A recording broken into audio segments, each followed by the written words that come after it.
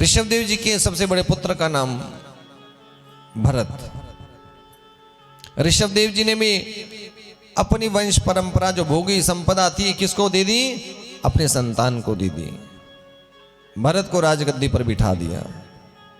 इस कथा में एक शिक्षा और मिल रही है, एक समय पर ये जिम्मेवारियों से अपने आप को मुक्त कर देना चाहिए। एक समय पर इस देह गेह की आसक्ति से बाहर निकल जाना चाहिए। हम सोचते ना कि न जाने हमारे बिना क्या होगा। आपके माता पिता भी तो ऐसा ही सोचते होंगे। उसके बाद भी तो आपने बहुत कुछ अच्छा किया। क्या संसार रुका? क्या वो चक्र रुका? कुछ नहीं रुका। ये तो वृथा मिथ्या सोच है जीव की।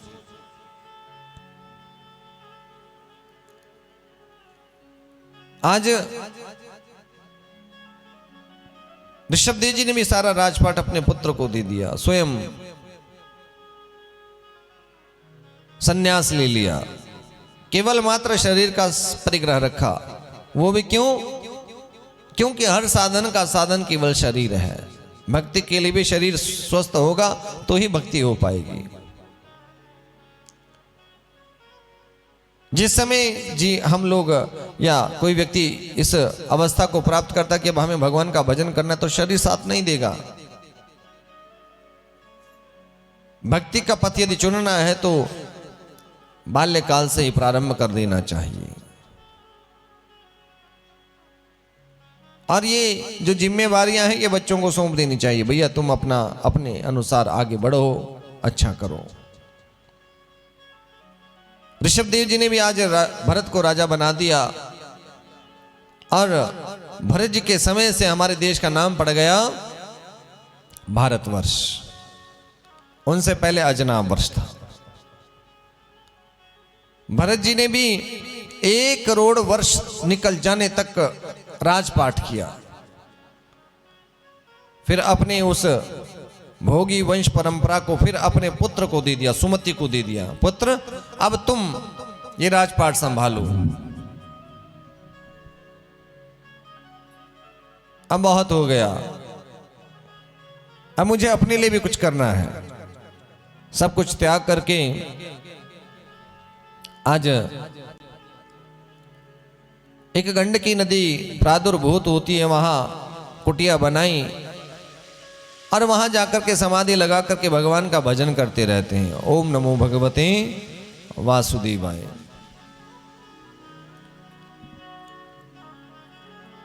एक दिन भरत जी के मन में विचार आया कि आज मुझे गंडकी नदी में खड़े होकर के जप करना चाहिए।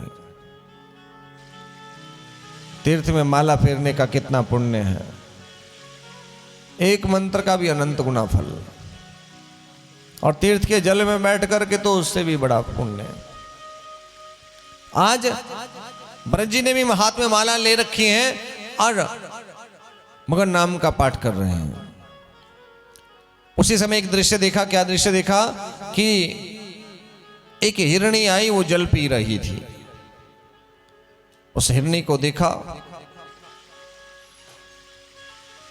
तो विचार ही कर रहे थे कि एकाएक एक शेर की दहाड़ सुनाई दी। हिरणी घबरा गई। जल पीते पीते उस नदी में छलांग लगा दी। उस समय वो हिरणी गर्भस्थ थी। उस हिरणी ने उस नदी के जल के मध्य में एक शावक, एक बच्चे को जन्म दे दिया। स्वयं नदी को पार कर गई।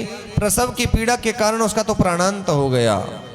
शेर की दहाड़ और प्रसव की पीड़ा से हिरणी ने मृत्यु को प्राप्त कर लिया, लेकिन उसका नवजात और शिशु नदी में बहा जा रहा था।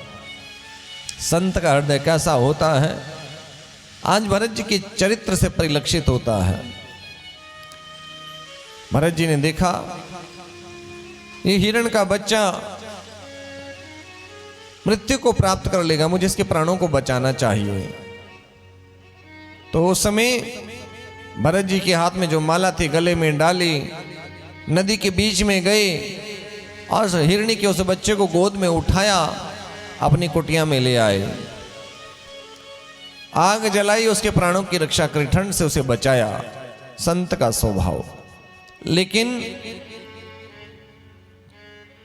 कब कब वो दया भाव आसक्ति में बदल गया, पता ही नहीं चला। दया भाव में क्या आ गया? आसक्ति आ गई। दया किया तो अच्छी बात, लेकिन मन आसक्त कैसे हो गया? फिर चित्त चला केवल उस हिरण के बच्चे के पास। हरी हरी घास लाते हैं, ठंडा ठंडा पानी पिलाते हैं। बोले सच्चिदानंद भगवान की।